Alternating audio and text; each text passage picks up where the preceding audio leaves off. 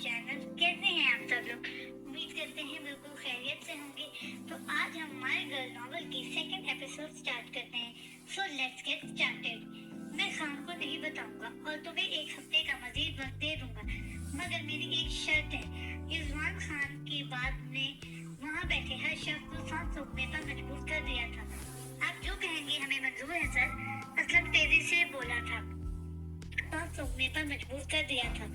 आप जो कहेंगे हमें मंजूर है सर, असलम तेजी से बोला था। मुझे ये लड़की चाहिए। वो जरिश की तरफ इशारा करता अदर लहजे में बोला था। उसकी बात पर जरिश की सिसकियां मजीद बंद हो गई थी, बुलंद हो गई थी, जबकि शाकिर का चेहरा गुस्से से लाल हो गया था। बिल्कुल नहीं भाई, मैं अपनी होने वाली बीवी किसी को नहीं दूंगा। शाकिर असलम की तरफ देखकर चीखा था। तुमने अपने भाई को तमीज भी नहीं सिखाई असलम। उसके लहजे में वार्निंग थी।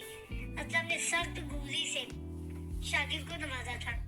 शाकिर अपना मुंह बंद रखो और जो सर मांग रहे हैं वो दे दो, असलम ने शाकिर से कहा था। मांग?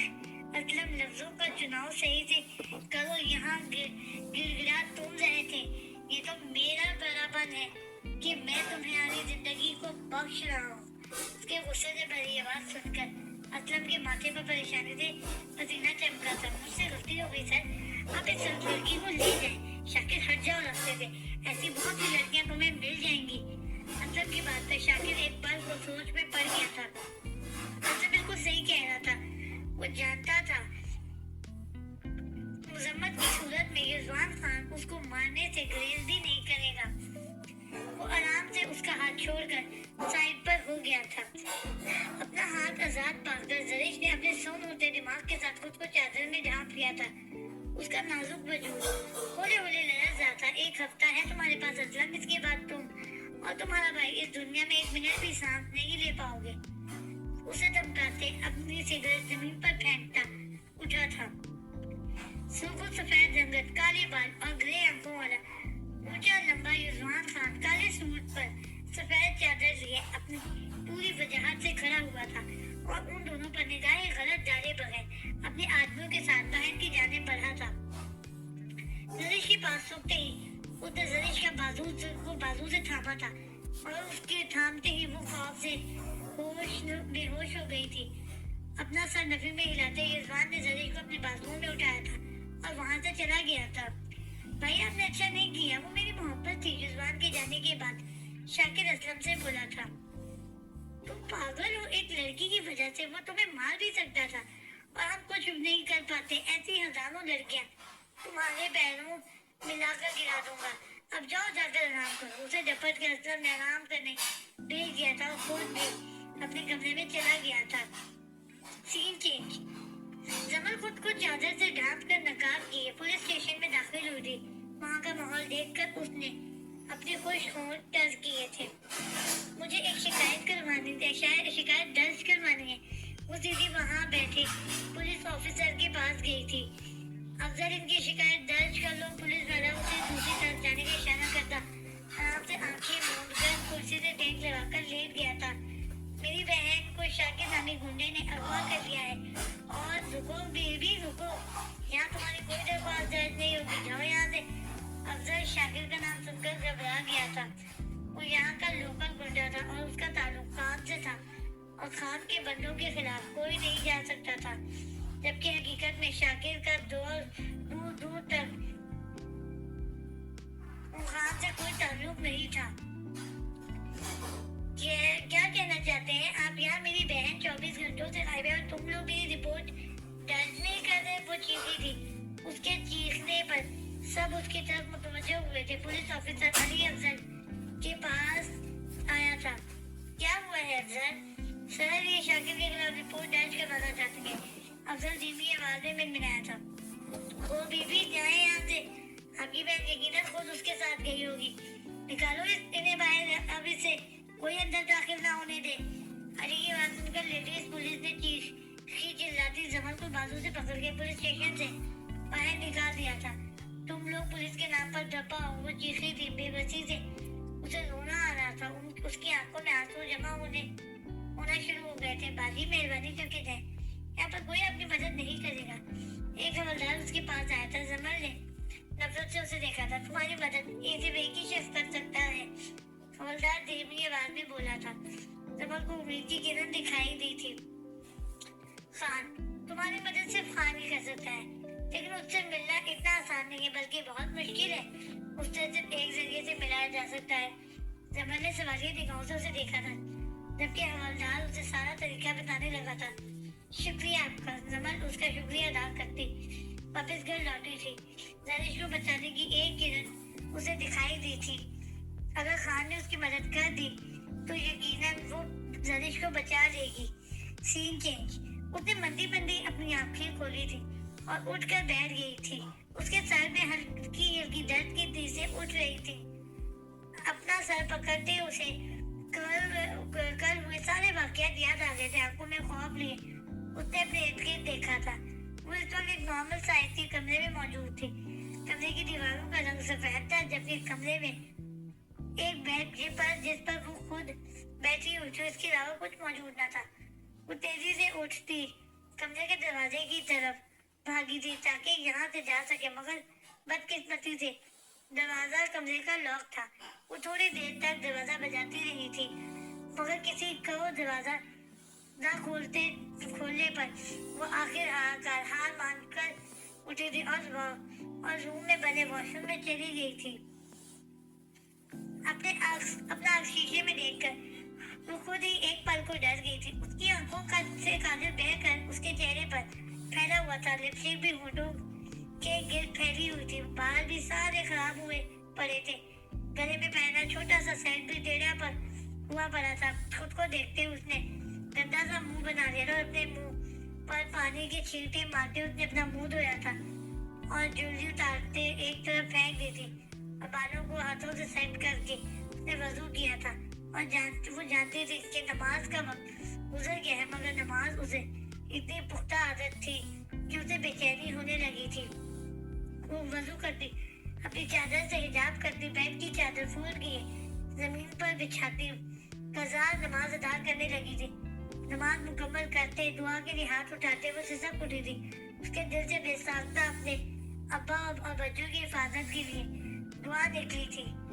वो कुछ देर खामोशी दुआ के लिए हाथ फैलाए बैठी रही थी और फिर उठकर वापस बेड पर बैठ गई थी। दरवाजा खुलने की आवाज पर वो एकदम सीधी होकर बैठ गई। आयतल कुर्सी पढ़ते उसके दिल से अपनी हिफाजत के लिए ही दुआ निकल रही थी। एक लड़की खाने की ट्रे पकड़े रूम में दाखिल हुई थी। वो लड़की देखने में ही पठान लग रही थी। वो खामोशी से खाना रखकर वापस जा रही थी जब जरीश ने उसे रोका था। बात सुनो, मैं कहाँ हूँ और ये लोग कौन है?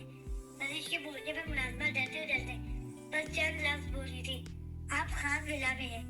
वो बोलते ही बाहर निकल गई थी। जरीश ने दोबारा बुलाया था, मगर वो उसे इग्नोर करके चली गई थी। या अल्लाह, मेरी हिफाजत करना। उस लड़की के दरवाजा दोबारा बंद करने पर वो बेसाख्ता ऊपर की तरफ देखते बोली थी। खाने को देखते ही उसकी भूख चमक उठी थी। वो खाने की प्लेट में सामने रखते अल्लाह का नाम लेकर खाना शुरू कर चुकी थी। Scene change. अस्सलाम वालेकुम, मुझे 20 स्नैक्स सर्विस चाहिए। मुझे 20 स्नैक्स सर्विस चाहिए। जमल फोन करते हिम्मत जमा करते हुए मजबूत लहजे में बोली थी। कोई प्लीज। दूसरी जानिब मौजूद ऑपरेटर की आवाज उसे सुनाई दी थी। कोबरा 321। उसने मतलूबा कोड बताया था। साथ ही लाइन चेंज हो गई थी। अब की बार एक लड़की की प्रोफेशनल आवाज उसे सुनाई दी थी। जी मैम, हम आपकी किस तरह मदद कर सकते हैं? काइंडली अपनी सर्विस का बताएं। मुझे किसी का मर्डर करवाना है। वो जुबान लबों पर फेंकती बोली थी। उसका इरादा शाकिर को मरवा कर अपनी बहन आजाद करवाने का था। जी, इसके लिए आपको कॉमन सर्विस मिल जाएगी।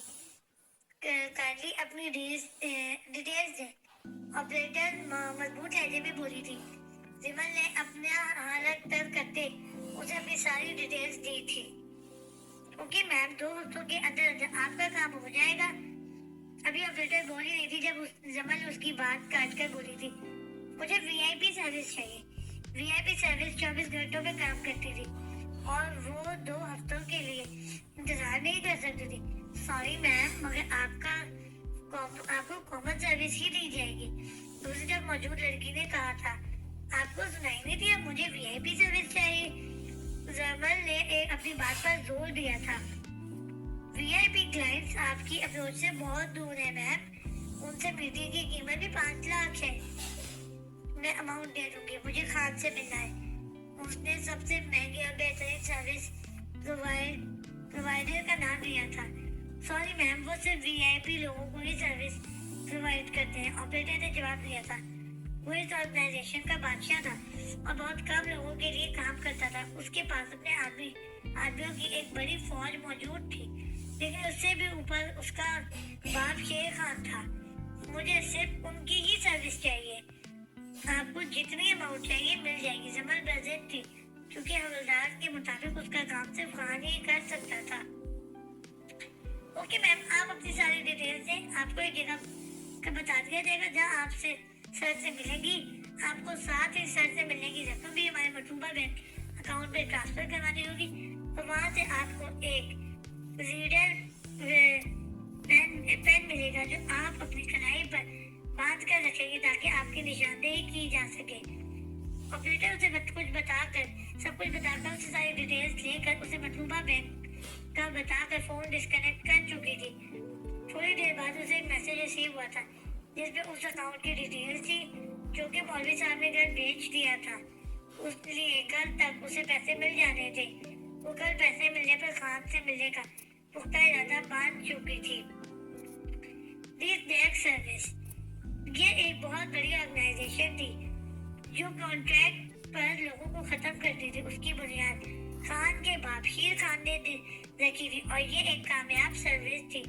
उनके ताल्लुकात पूरे मुल्क में फैले हुए थे और खान एक ऐसा नाम था जो लोगों में अपनी वहशत फैलाने के लिए काफी था। इस ऑर्गेनाइजेशन से बड़े बड़े लोग जुड़े हुए थे, जिनमें सियासत की भी नामवर शख्सियत मौजूद थे। यही वजह थी कि ऑर्गेनाइजेशन के खिलाफ कोई भी आवाज नहीं उठाता था। Scene change. युजवान खान असूलों को तोड़ने का मतलब तुम जानते हो। खान की सर्द सपाट गहरी आवाज सुनकर युजवान भी घबरा गया था। वो उसका दोस्त था, मगर काम के मामले में वो किसी को नहीं बख्शता था। खान सफेद सूट पर काली चादर कंधों पर लिए ब्राउन घने बालों जिनको नफासत से सेट किया गया था, भरपूर वजाहत का शाहकार था। सब आंखें जिनमें हम वक्त सर तासुरात रहते थे, जबकि बारीक होठों को वो हमेशा बीच कर रखता था। वो लोग इस वक्त लाउंज में खड़े थे जब खान ने उससे इस्तफसार किया था। खान, मैंने उससे डील करके उसे मजीद मोहलत दी है। युजवान संजीदगी से बोला था। हमारे काम में मोहलत नहीं दी जाती युजवान खान। उसके लहजे की सख्ती महसूस करके युजवान खान ने अपने खुश्क होंठ तर किए थे। अगर युजवान खान की वहशत लोगों में थी तो खान की उससे भी ज्यादा वो जानता था। खान उसे कभी मारेगा नहीं, मगर असूलों के मुताबिक सजा जरूर दे सकता था। खान ने एक हफ्ते के अंदर उनसे पैसे वसूल कर लूंगा। युजवान खान ने उसे यकीन दिलाने की कोशिश की थी। क्या तुमने एक औरत के बदले उन्हें मोहलत दी है? खान ने उसे गुस्से से भरी निगाहों से देखा था। क्या उस बंदे से कुछ छुपा भी नहीं रह सकता है? युजवान ने दिल में सोचा था। खान, वो युजवान को समझ नहीं आ रहा था वो क्या बोले। औरत जात सिर्फ मर्दों को कमजोर करती है युजवान। उसे जहाँ से लेकर आए हो वहाँ छोड़ो और रात तक मुझे असलम की मौत की खबर मिल जानी चाहिए। खान उसे बोलता हुआ मुड़ा था जब युजवान ने उसे रोका था। वो वही लड़की है खान। युजवान की बात ने उसके कदम रोक दिए थे। खान ने मुड़ते उसे सवालिया निगाहों से देखा था। वो वही लड़की है जिसे 2 साल पहले मैंने बाजार में देखा था, जिसका जिक्र मैंने तुमसे किया था, जिसे हर जगह मैंने ढूंढा था, जिसे अपने ख्वाबों में देखा था। और जब कल उसे बिना हिजाब की शाकिर के पास से सकते देखा तो मैं खुद को रोक ना पाया था।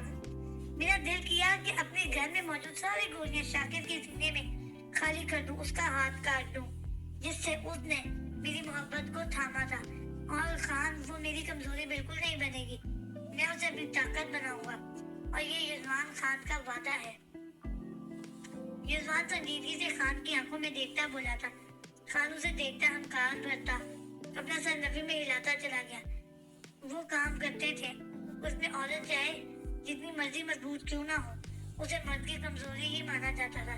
और अब ये लड़की भी खान की नजर में युजमान की कमजोरी बन चुकी थी और खान को ऐसी कमजोरियां खत्म करना अच्छे से आता था। Scene change.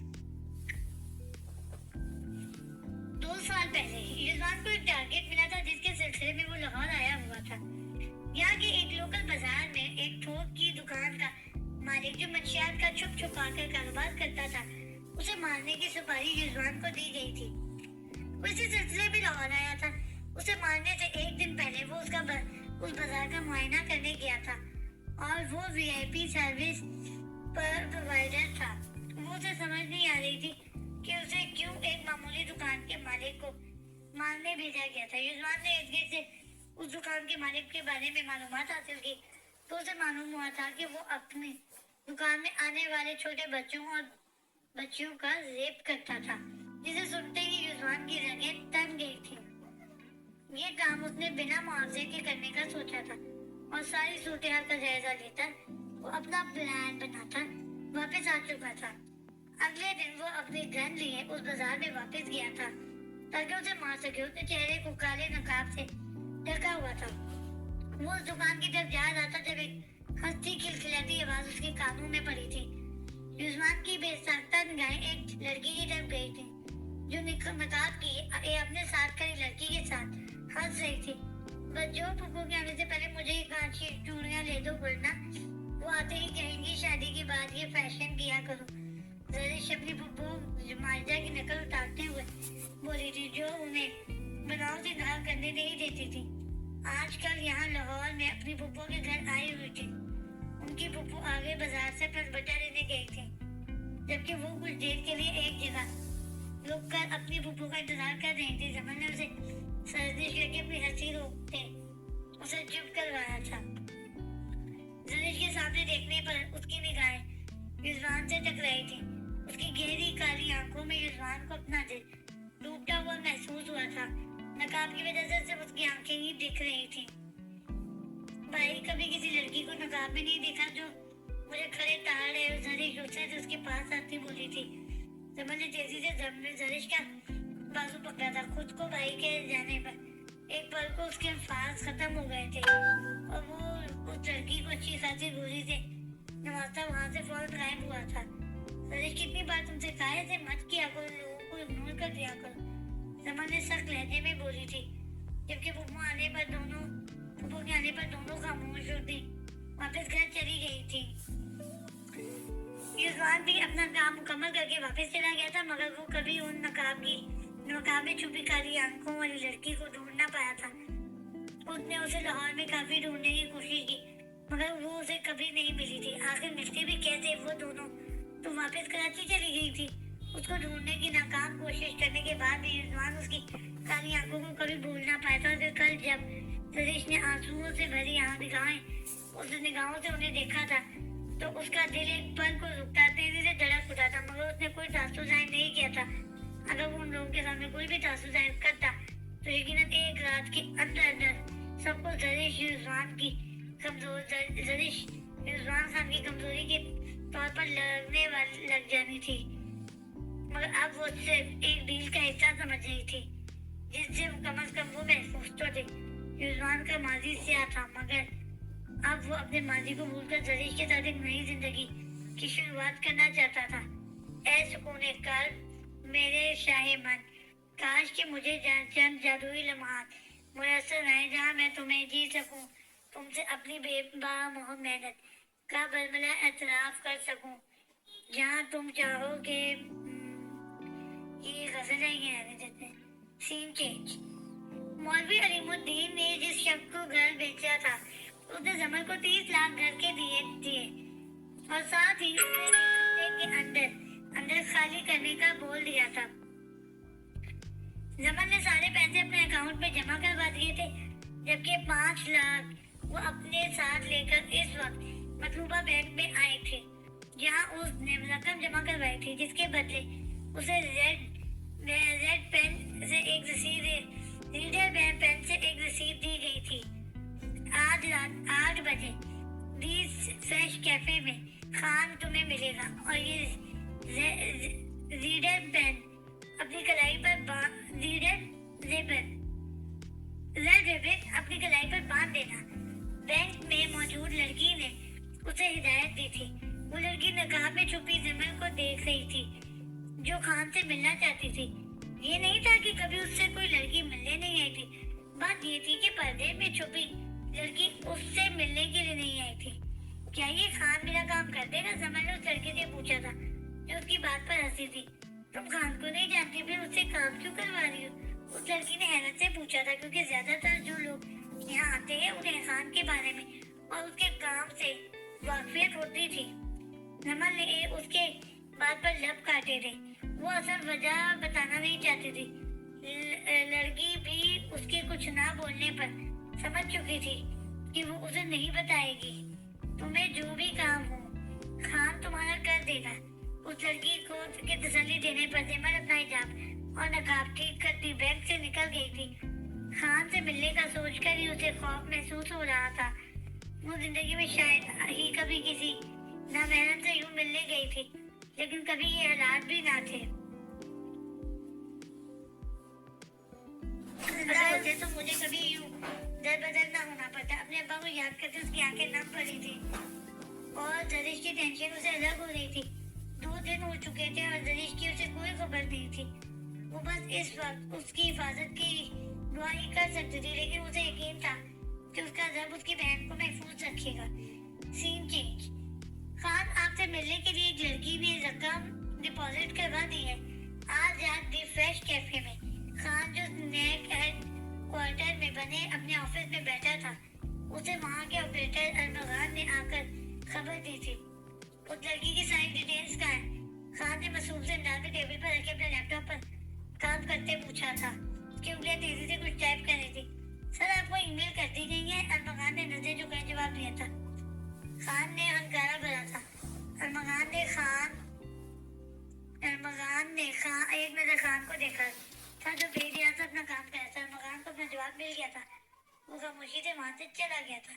खान ने मतलूबा ईमेल खोली थी जहाँ जिमन की सारी डिटेल्स मौजूद थी। वो अपनी सिक्योरिटी का खास ख्याल रखता था क्योंकि इसके वहां से चला गया था। खान ने मतलूबा ईमेल खोली थी जहाँ जिमन की सारी डिटेल्स मौजूद थी। वो अपनी सिक्योरिटी का खास ख्याल रखता था क्योंकि इस काम में उसके हजारों दुश्मन थे। और इसी तरह एक बार उस पर ऐसे ही क्लाइंट से मीटिंग पर उस पर एक बार हमला भी हो चुका था, जिसकी वजह से वो मजीद चौकस रहता था।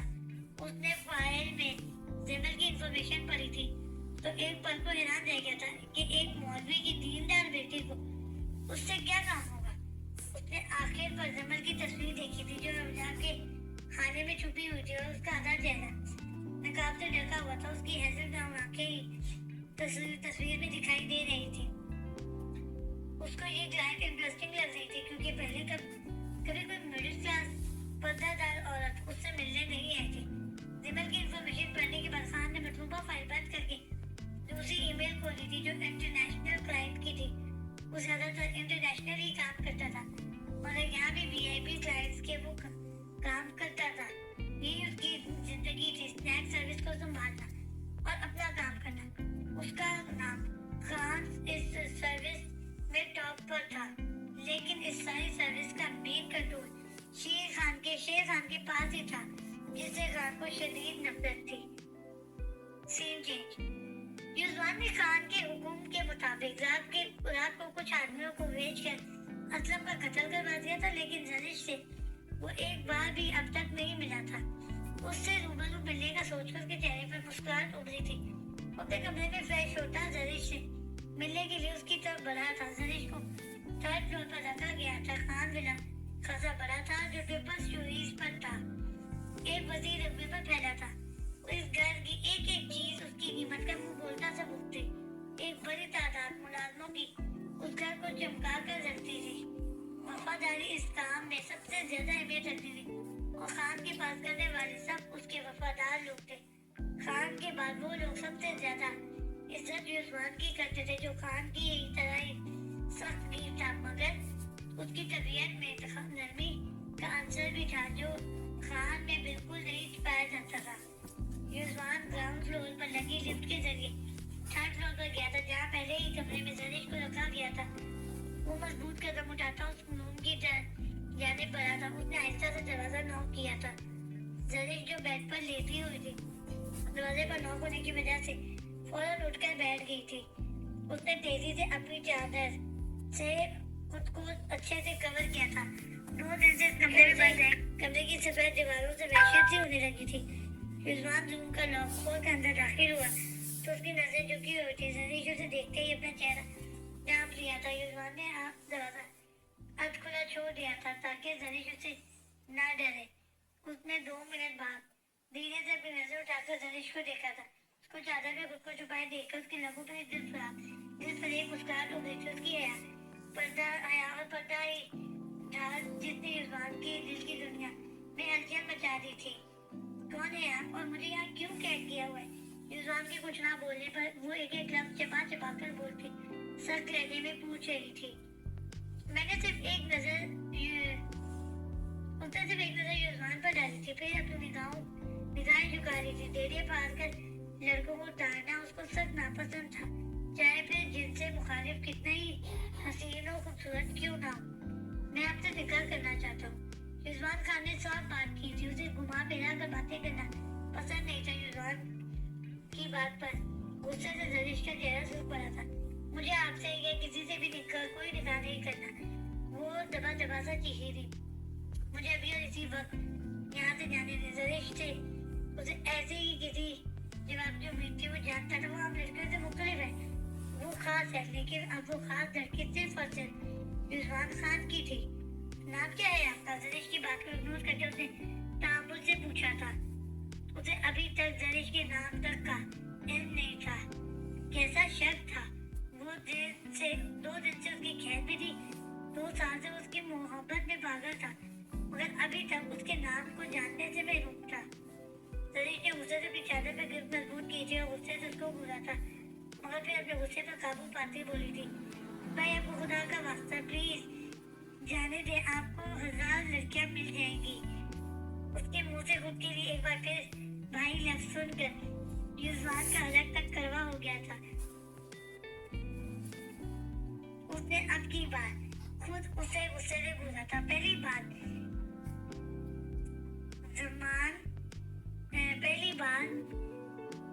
मेरे दिल के मेरे अलावा दुनिया के सब लोग आपके भाई हैं और फिलहाल आपके लिए भी मेरे दिल में कोई भाई बहन चारा नहीं है, इसलिए बेहतर है कि मेरे साथ निकाह कर ले। इसके बाद आप जहाँ कहेंगी मैं आपको ले जाऊंगा। रिजवान की बात पर उसने अपने दांत पीसे थे। उसे ज़रिया का मतलब समझ नहीं आया था, वरना वो जरूर रिजवान को खरी सुना देती। मुझे मंजूर है, लेकिन निकाह के बाद मैं फौरन अपने घर जाना चाहती हूँ। जरीश ने सोचकर जवाब दिया था। इस रूम में रहकर वो यहाँ से कभी नहीं निकल सकती थी। बिल्कुल रात को निकाह के फौरन बाद में आपको आपके घर वालों से मिलवाने ले जाऊंगा। अब आप अपना नाम बता दें। रिजवान ने आखिर में एक बार फिर से उसका नाम पूछा था। उसका नाम अब मालूम करवाना उसके लिए मुश्किल नहीं था, मगर वो सब कुछ जरीश से जानना चाहता था। यही वजह थी कि वो उससे बार बार नाम पूछा था। जरीश, उसने सरगोशी नुमा आवाज में उसे अपना नाम बताया था। जरीश रिजवान खान। रिजवान उसका नाम अपने नाम के साथ जोड़कर नाम मुंह में बड़बड़ाता हुआ दिल से भी से मुस्कुराया था और एक नजर उसकी गहरी काली आंखों में देखकर वहाँ से चला गया था। ये थी माय गर्ल नॉवल की एपिसोड नंबर 2 और ये आपको कैसी लगी कमेंट करके ज़रूर बताइएगा। मुझे तो बहुत मज़ा आ रहा है और बहुत इंटरेस्टिंग है। देखते हैं अब आगे क्या होता है। जिमल जब खान से मिलने जाएगी और जरीश का निकाह के बाद क्या अपनी बहन से मिल पाएगी, ये क्या होता है। बहुत ज़्यादा इंटरेस्ट आ गया है, तो देखते हैं आगे क्या होता है। तो आप लोग भी जुड़े रहिए और आप लोग को ये नॉवल कैसा लगा है कमेंट करके ज़रूर बताएं। और अगर आप कोई नॉवल सुनना चाहते हैं कोई और, तो उसकी भी आप रिक्वेस्ट कमेंट में कर सकते हैं। इंशाल्लाह एज सून एज पॉसिबल मैं आपको वो भी सुनाऊंगी, आपके साथ पढ़ूंगी। तो तब तक के लिए अपना बहुत सारा ख्याल रखिएगा, दुआओं में याद रखिएगा। फ़ी अमानिल्लाह।